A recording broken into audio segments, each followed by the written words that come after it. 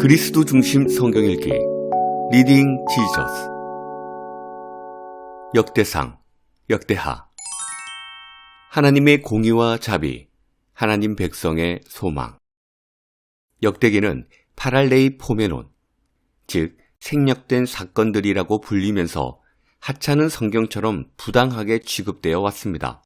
고작 사무엘서와 열왕기를 짜집기한 책에 불과하며 제사장에 관한 기본 상식과 쓸모없는 족보로 가득 찬 책이라고 말이죠. 하지만 역대기는 의미 있는 신학적 안목을 제시해주는 중요한 책입니다. 역대기는 최초 인간 아담으로 시작해서 고레스 왕이 유대인들의 포로 생활을 끝내고 고향으로 돌아가도록 하는 이야기로 마무리됩니다. 역대기는 한 번의 구약 전체를 훑는 셈이며, 그래서 아마 히브리 성경은 역대기를 가장 마지막에 두었을 것입니다. 창세기부터 느헤미야서를 처음부터 끝까지 한번 훑고 나서 역대기 한 권에 하나님께서 자신의 백성을 다루신 역사 전체를 다시 요약해주는 셈입니다. 레슨 1. 성전 중심으로, 정치가 아니라 신학적 눈으로. 역대기의 관점. 천년의 기간을 다루는 역대기는 여러 다른 자료들을 사용하고 있습니다. 그중 가장 두드러지는 자료는 사무엘서와 열왕기인데, 네 복음서가 예수님을 각기 다른 관점에서 각 저자의 특별한 의도를 반영해 기록했듯이 역대기 또한 사무엘서와 열왕기처럼 왕정시대를 다루되 다른 관점에서 이스라엘 역사를 기록합니다. 역대기 저자는 독자가 이미 내용을 알고 있다고 전제하면서 사무엘서와 열왕기에서 어렴풋이 다룬 것들은 다른 측면에서 재조명하고, 반대로 사무엘서와 열왕기에서 자세히 다룬 것들은 어렴풋이 넘어갑니다. 같은 내용을 다른 각도에서 묘사함으로써 상호 보완적 관점들을 제공합니다. 그렇다면 역대기의 관점은 무엇일까요? 열왕기의 관점이 리더십 문제와 다윗 왕조의 운명이었다면 역대기의 관점은 성전입니다. 물론 북이스라엘과 남유다 왕국의 왕들은 여전히 역대기의 주요 인물이지만 그들의 역할과 사건은 2차적일 뿐이고 저자의 관심은 성전에 집중됩니다. 따라서 저자는 사무엘서와 열왕기의 많은 내용을 차지하는 사울 왕조와 다윗 왕조 간의 갈등에는 전혀 관심이 없습니다. 저자가 지대한 관심을 보이는 부분은 다윗의 통치 시대와 특히 성전이 건축된 솔로몬의 통치 시대입니다. 역대기 저자에게 예루살렘 성전의 특별한 위상은 정치적 결과에서 비롯된 것이 아니라 하나님의 작정에서 비롯된 것이었습니다. 성전의 위치, 누가 지을지에 대한 계획, 언약궤를 들여오고 마지막 완공 예식에 이르기까지 성전 건축의 모든 단계는 하나님께서 친히 정하셨습니다. 바로 이 점이 솔로몬의 배교에 대해 역대기 저자가 침묵하는 이유입니다. 그것은 저자에게 그리 중요한 문제가 아니었기 때문입니다. 정말 중요한 것은 하나님께서 솔로몬을 택하셔서 성전을 건축하게 하시고 그 임무를 완벽하게 완수하도록 인도하셨다는 사실입니다. 따라서 역대기 저자가 솔로몬과 다윗을 긍정적으로 묘사한 것은 다윗 왕조의 미래에 대한 기대감 때문이 아닙니다. 역대하의 마지막 부분은 열왕기하와 달리 다윗 왕조의 운명에 대해 관심도 없고 다윗 왕조가 바로 회복되리라고도 전혀 기대하지 않습니다. 역대기 저자는 다윗 왕조의 업적을 근본적으로 정치적 관점보다 신학적 관점에서 보았습니다. 즉 역대기 저자는 독자들이 광적으로 헛된 종말론적 소망을 품게 하기보다 그들이 처한 현실에서 하나님께서 현재 얼마나 은혜를 베풀고 계신지를 보여주려 합니다.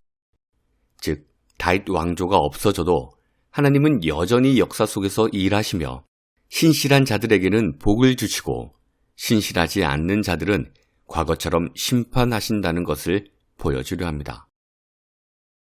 레슨 2. 저주를 복으로 바꾸시는 하나님.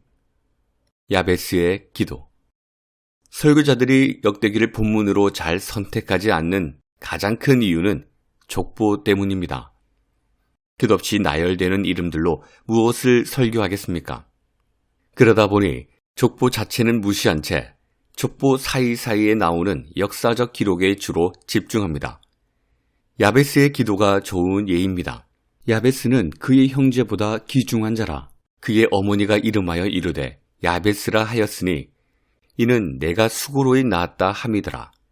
야베스가 이스라엘 하나님께 아뢰어 이르되 주께서 내게 복을 주시려거든 나의 지역을 넓히시고 주의 손으로 나를 도우사 나로 환난을 벗어나 내게 근심이 없게 하옵소서 하였더니 하나님이 그가 구하는 것을 허락하셨더라. 만일 이 본문을 설교한다면 족보 전체에 나열된 이름들은 물론이고 이 기도가 족보라는 맥락에서 기록되었다는 사실도 무시할 겁니다. 하지만 족보와 관련된 내용은 역대기 저자의 관점을 드러내주는 대단히 중요한 부분이라는 사실을 기억할 필요가 있습니다. 우선 야베스라는 이름의 뜻이 고통이라는 점이 놀랍습니다. 왜냐하면 고통이 그를 정의하지 못했고 오히려 그가 하나님께 간구할 때 하나님은 그의 상황을 저주에서 복으로 바꾸셨기 때문입니다. 하지만 이것은 기도의 공식을 말하는 것이 아니라 하나님이 한 사람의 운명을 저주에서 복으로 바꾸실 수 있다는 것을 말합니다.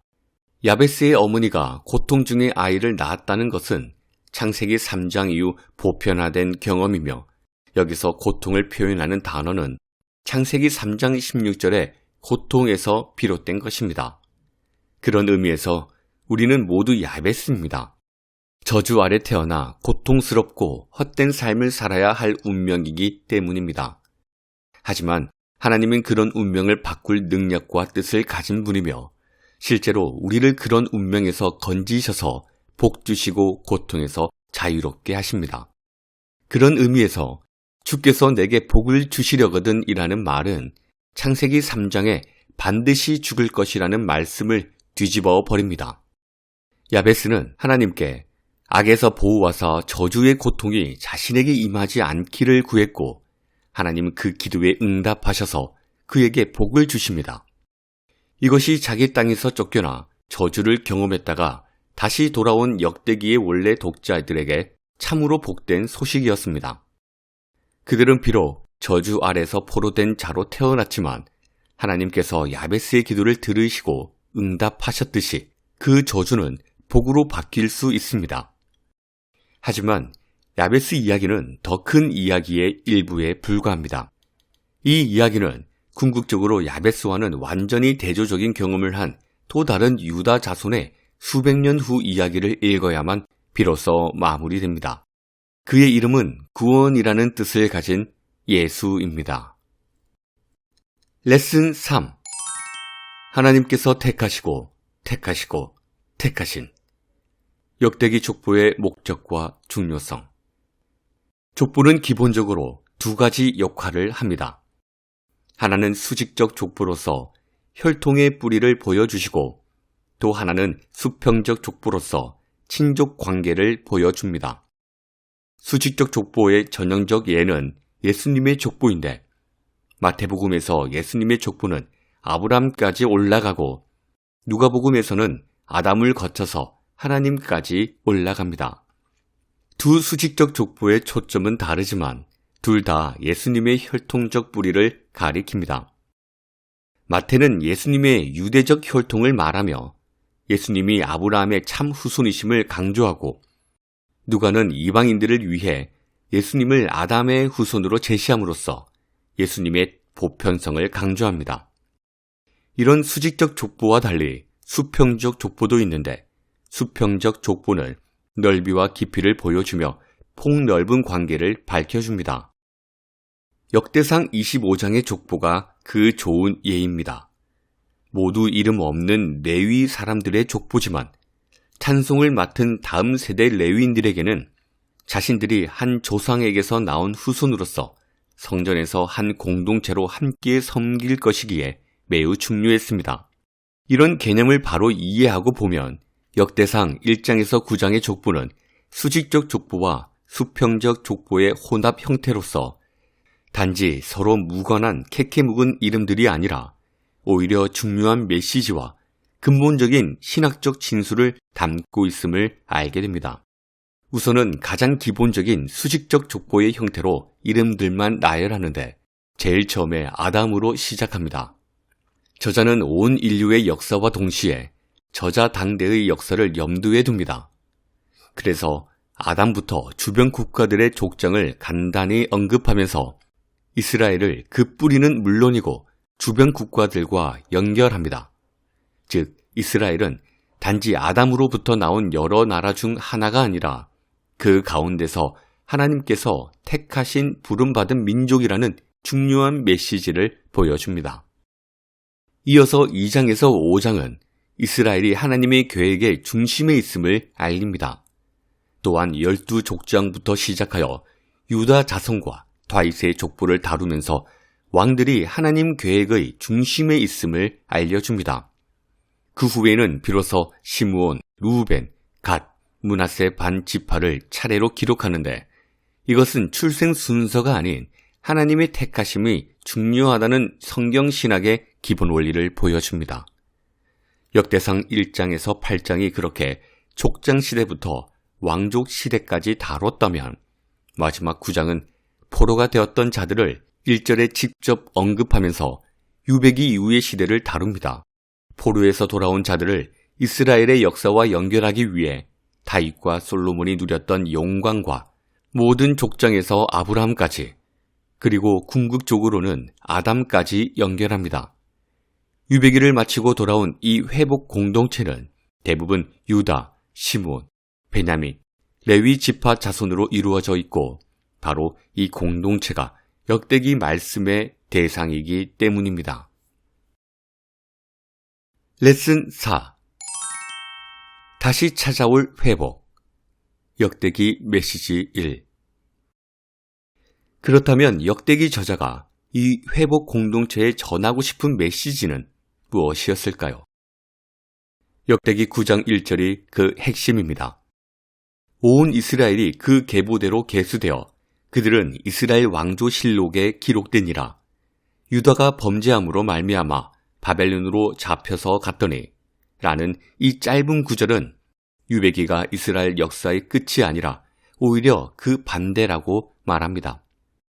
유다 백성이 바벨론에 잠시 포로로 잡혀갔지만 다시 돌아와 수백 년 전 하나님께서 그들에게 약속하신 땅을 다시 차지하게 되었다는 것입니다.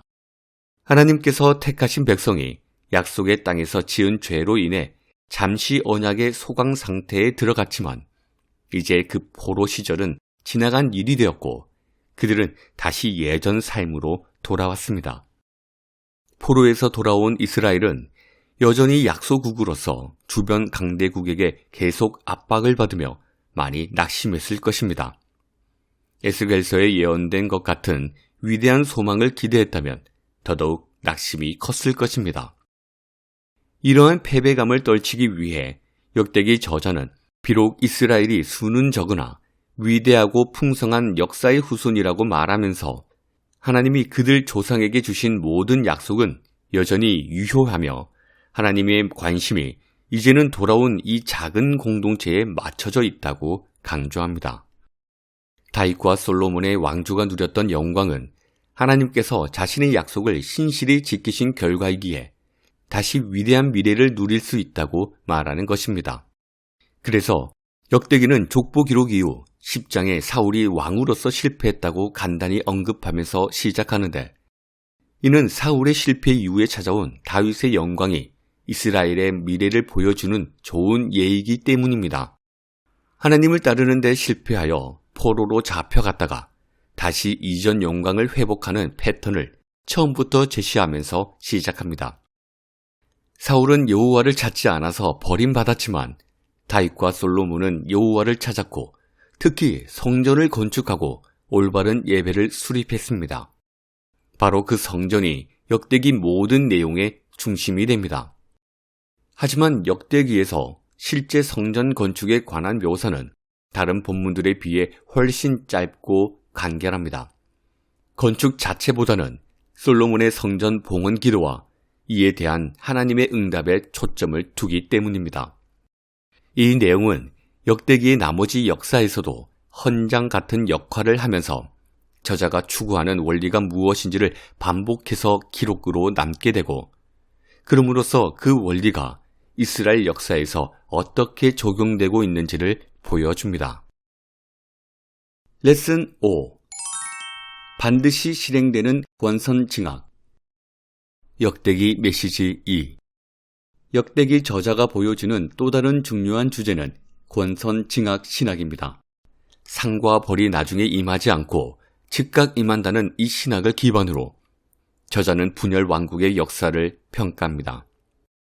그래서 역대기에서는 죄 다음에 항상 심판과 불행이, 의로운 순종 다음에 항상 형통함과 평안이 따릅니다.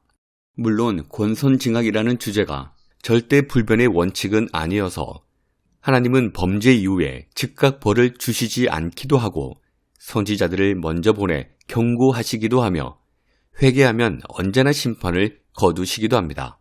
권선징악 신학에 대한 역대기 저자의 관점은 이것입니다. 하나님은 백성의 순종에 즉시 복을 주시고 회개하는 자들은 즉시 용서하시지만 반면에 회개하지 않는 자들에게는 오래 참고 경고하시며 그 후에 심판하신다는 겁니다. 그러면서 동시에 역대기 저자는 하나님의 오래 참으심을 당연하게 여겨서는 안 되며 계속 죄 짓는 핑계가 될 수 없다고 분명히 합니다. 물론 이러한 신학적 관점은 역대기만이 아니라 성경에서 다양한 모습으로 나타나지만 역대기의 독특함은 이 주제를 계속 반복하는 빈도수에 있습니다. 그렇다면 역대기 저자는 어떤 이유로 이스라엘 역사를 이런 관점에서 보여주고자 했을까요? 사무엘서와 열왕기는 유배기가 오랜 기간 미루어졌다가 마침내 임한 심판임을 보여주려 했습니다. 출애굽 이후부터 계속 쌓인 죄 때문에 하나님은 그들을 벌하실 수밖에 없었습니다. 하지만 이스라엘의 멸망은 어떤 이들의 의욕처럼 하나님이 약속을 지키지 않으셨기 때문이 아닙니다. 오히려 그 반대로 하나님께서 그제야 비로소 그들의 죄에 대한 벌을 내리셨기 때문입니다. 역대기 저자는 하나님의 심판은 항상 연기되는 게 아니며 또한 하나님은 언제나 각 세대를 그 행한 바에 따라 다루셨으나 회개하는 자들에게는 항상 자비를 베푸셨다고 강조합니다. 즉, 역대기는 열왕기와는 반대되는 관점이 아니라 균형을 이루는 관점을 제시합니다. 역대기는 회복 공동체를 향해 안주하지 말라며 던지는 경고일 수 있습니다. 과거에 그랬듯이 잘못을 범하고도 심판이 미뤄질 것으로 생각하지 말라는 것이죠. 그들이 살아남아 복을 받는 유일한 길은 스스로를 낮추고 하나님의 얼굴을 찾는 것입니다. 역대기가 당대 사람들에게 전한 메시지는 다음과 같은 여호사밧의 말에 잘 요약되어 있습니다. 유다와 예루살렘 주민들아, 내 말을 들을지어다. 너희는 너희 하나님 여호와를 신뢰하라. 그리하면 경고히 서리라. 그의 선지자들을 신뢰하라. 그리하면 형통하리라. 역대하 20장 20절. 이것이 바로 역대기가 그 시대 회중에게 그리고 그들을 통해 오늘날 우리에게도 전하는 메시지입니다. 아마 역대기에서 가장 유명한 이야기는 야베스의 기도일 것입니다. 야베스라는 이름의 뜻은 고통이지만 그의 삶은 그 이름을 따라가지 않았습니다. 자신의 지경을 넓히고 환난에서 벗어나는 복을 달라고 기도했을 때 하나님께서 그 기도를 들어주셨기 때문입니다. 하나님께서는 한 사람의 운명을 저주에서 복으로 바꿀 능력이 있는 분입니다. 하지만 이 이야기는 야베스와는 완전히 대조되는 경험을 했던 또 다른 유다 자손의 이야기를 읽어야만 비로소 마무리됩니다. 그는 구원이라는 이름을 가진 누구보다 존귀한 분이십니다. 그러나 그가 저주의 잔을 옮겨달라고 기도했을 때 하나님은 그 기도를 듣지 않으셨습니다. 그는 고통받아야 할 죄를 범한 적 없었으나 우리의 허물과 죄악으로 인해 상함을 입었습니다. 그분은 바로 예수 그리스도이십니다. 그가 대신 고난을 받으셨기 때문에 야베스처럼 고통과 저주 가운데 태어난 우리가 구원을 받고 축복을 누릴 수 있게 되었습니다. 이제 모든 이름 위에 뛰어난 이름을 가지신 부활하신 예수님께서는 온 지경에 있는 형제들을 부르셔서 그의 영원한 나라의 영광으로 초대하십니다.